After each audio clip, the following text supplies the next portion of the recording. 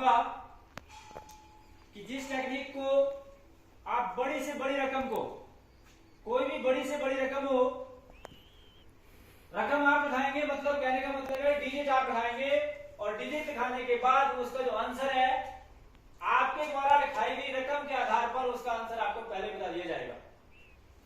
Answer आप इस black board में कितनी भी बड़ी लिखा सकते हैं, जितनी बड़ी आपकी ब्लैक बोर्ड है। इवैल्यूएशन करने के लिए आप पहले छोटे स्तर पर भी एप्लीकेशन मतलब ये लिखा सकते हैं, जो रकम है आपकी छोटी भी हो सकती है, क्योंकि जिस रकम को आप लिखाएंगे उसका आंसर आपको पहली रकम लिखाने के बाद ही बता दिया जाएगा कि इसका आंसर ये आएगा। ठीक है, उसके बाद दूसरी रकम फिर आप लिखाएंगे और तीसरी मैं लिखूंगा, चौथी फिर आप पुनः लिखाएंगे, पांचवी फिर मैं लिखूंगा। तो इस प्रकार से जो रकम आपके द्वारा लिखाई जाएगी, पहली रकम के आधार पर जो आंसर मैं लिखूंगा, कैलकुलेशन करने के बाद, जमा करने के बाद वही आंसर आएगा। आप कोई भी कितनी भी बड़ी संख्या आप मुझे लिखा सकते हैं, उस संख्या का आंसर मैं आपको दूंगा।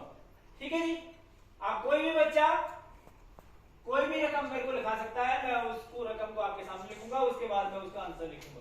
ठीक है, आप रकम बोलिए। 4 3 7। आपकी पहली रकम लिखाने के बाद मैं इसका आंसर जो है लिख रहा हूं। ठीक है जी, इसका जो आंसर आएगा वो आएगा जी 5 3 4 9 3 2। अब आप दूसरी रकम भी आप लिखा दीजिए, दूसरी रकम लिखाइए, कोई भी बच्चा दूसरी रकम 9 4 9 5 7 8। अब तीसरी रकम मैं खुद लिखूंगा 1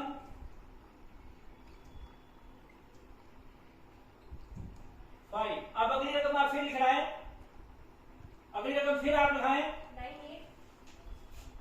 9 8 6 2 7। और लास्ट रकम मैं लिखता हूं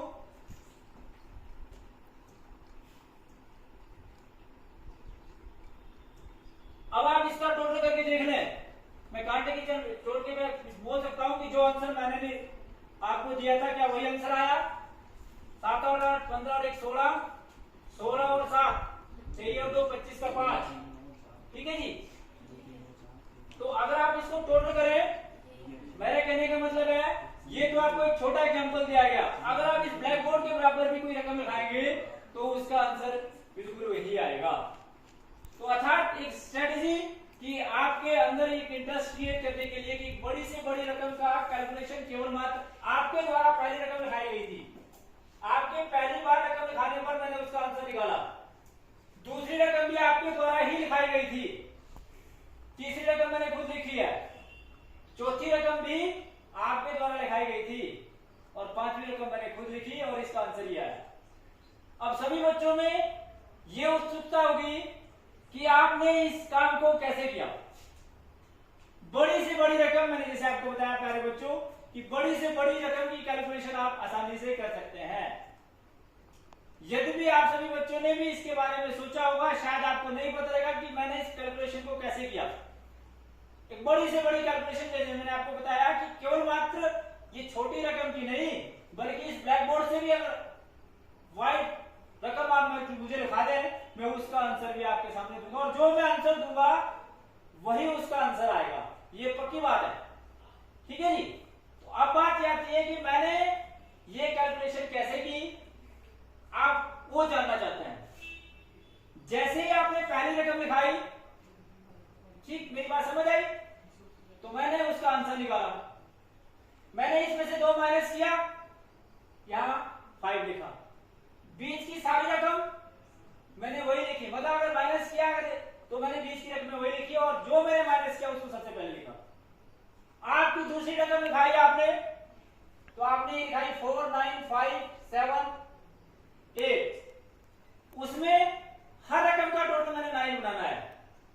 8 + 1 9, 7 + 2 9, 5 + 4 9, 9 + 0 9, 4 + 5 9। उसके बाद फिर आपने रकम लिखाई, रकम लिखाने के बाद 9 8 6 2 7, इसका टोटल भी कितना है जी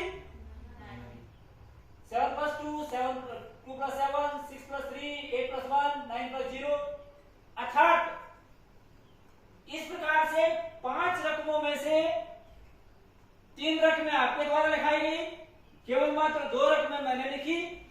पहली रकम आपके द्वारा लिखाने पर मैंने उसका आंसर निकाला और आंसर वही आया कि जो आपको पहले बताया था कि जो आप पहली रकम बताएंगे। और इसी काम को मैं, अगर आप बोले कि आप आंसर लिखा, मैं आंसर लिखाता हूं, आप आंसर लिखाएंगे, मैं आंसर के बेस पर भी,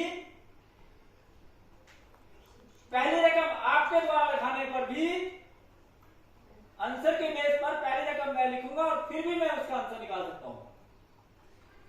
आपको फिर भी मतलब इस प्रकार से भी किया जाएगा। तो इस प्रकार के कुछ ट्रिक्स जो आपको आज क्लास की सिखाई गई, कल को जो आपके मन में जो बात होगी उसी प्रकार की दूसरी टेक्निक्स भी आपको सिखाई जाएगी। तो होप कि आप सभी बच्चों को जो है अच्छे से समझ आएगी।